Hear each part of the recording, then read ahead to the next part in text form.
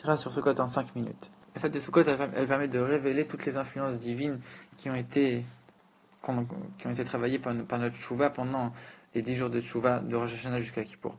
Et toute cette Tchouva-là, de ces 10 jours-là, elle va se révéler maintenant dans une ambiance de joie pendant la fête de Sukkot.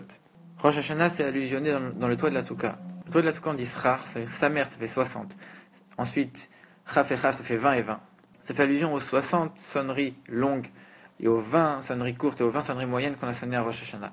Donc nos sonneries de Rosh Hashanah, elles ont confectionné le toit de la Soukha. Et le travail de Yom Kippour à l'époque, c'était de faire l'encens. Et l'encens, c'était ce qui avait créé les nuées de gloire. Et les nuées de gloire, c'est ce qui est représenté par la Soukha qu'on rappelle aujourd'hui avec la Soukha.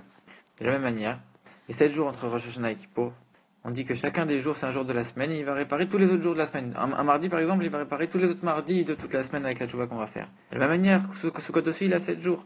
Et on va prendre aussi chacun, donc ce même mardi-là, tu vas le prendre, tu vas le mettre dans la joie, et tu vas permettre à cette joie-là de s'étaler sur tous les autres mardis de l'année, qu'ils auront pas seulement la tchouva, mais aussi la joie pendant toute l'année.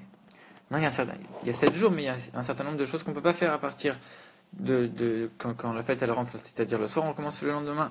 Alors est-ce que c'est vraiment 7 jours? Oui, parce que le Rabbi répond que la libation d'eau, qui était l'essentiel à Sukkot, elle pouvait même se faire la nuit, c'était quand même cachère. Donc c'était 7 jours complets.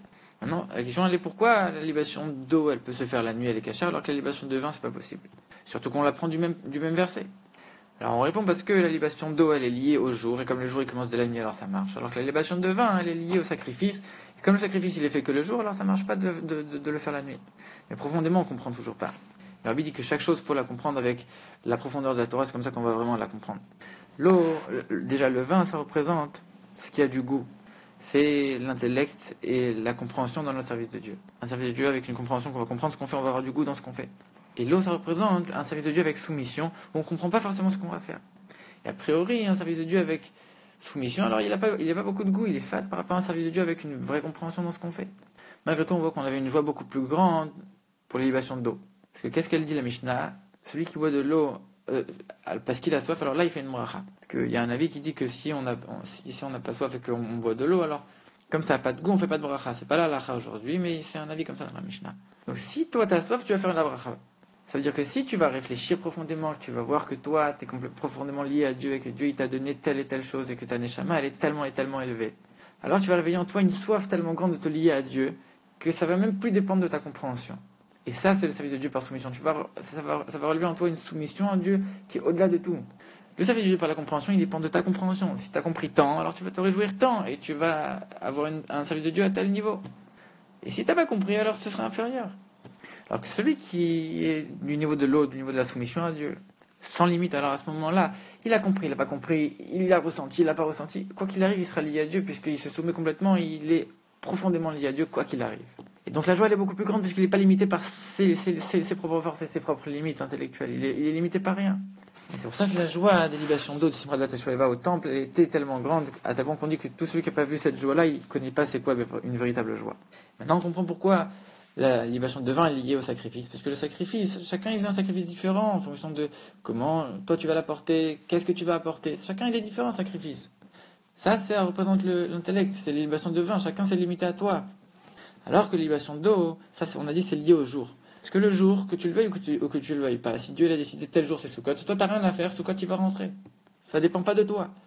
De la même manière, on a dit la libation d'eau elle était cachère aussi le soir.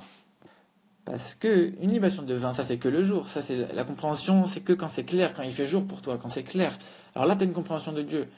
Mais quand c'est la nuit que tu comprends pas, alors là c'est pas un service par la compréhension, c'est un service par la soumission. Comme on l'a dit, tu comprends pas, de toute manière, tu es quand même lié à Dieu. Et c'est pour ça que même la nuit, même quand tu comprends pas, alors ça marche quand même. Donc on voit que d'abord il y avait la nuit qui passait, ou d'abord la libation d'eau elle marchait, et ensuite seulement après il y avait le service du vin qui commençait. C'est quoi l'enseignement? C'est que d'abord, on doit savoir que le commencement de toute chose dans le service de Dieu, c'est d'abord la soumission à Dieu. Une soumission profonde qui dépend de rien d'autre. Comme on l'a dit, on comprend pas, on ressent pas, de toute manière on doit se lier à Dieu. Ça doit être le début de chaque chose. On peut rien commencer sans ça. Mais on ne peut pas se suffire de ça non plus. Et c'est pour ça qu'on a quand même besoin du vin après. Dieu t'a donné un cerveau, ça c'est le meilleur qu'il y a en toi. Dans l'homme, ce qui se distingue, c'est le cerveau. Alors il faut l'utiliser pour Dieu. Et dans ton service de Dieu, tu dois utiliser ton cerveau et ton intellect de la meilleure manière qui soit. Mais n'oublie pas que le début, c'est quand même la soumission à Dieu. Comme le Rambam il dit que l'eau, elle nourrit pas, mais elle permet aux autres aliments de mieux s'intégrer. De la même manière, la soumission à Dieu, elle est pas suffisante seule. mais elle permet à tout le reste de ton service de Dieu d'être vraiment complet. Et d'être vraiment, elle rend tout le reste du service de Dieu encore plus joyeux et elle amène sa joie dans tout le reste. De la même manière, ces jours-là de Sukkot, ils vont amener une véritable joie pendant tous les autres jours de l'année. Et que ces jours de l'année, ils vont contenir à la fois la tchouva, comme on a dit, 10 jours de tchouva, mais aussi la joie profonde de Sukkot pour toute l'année.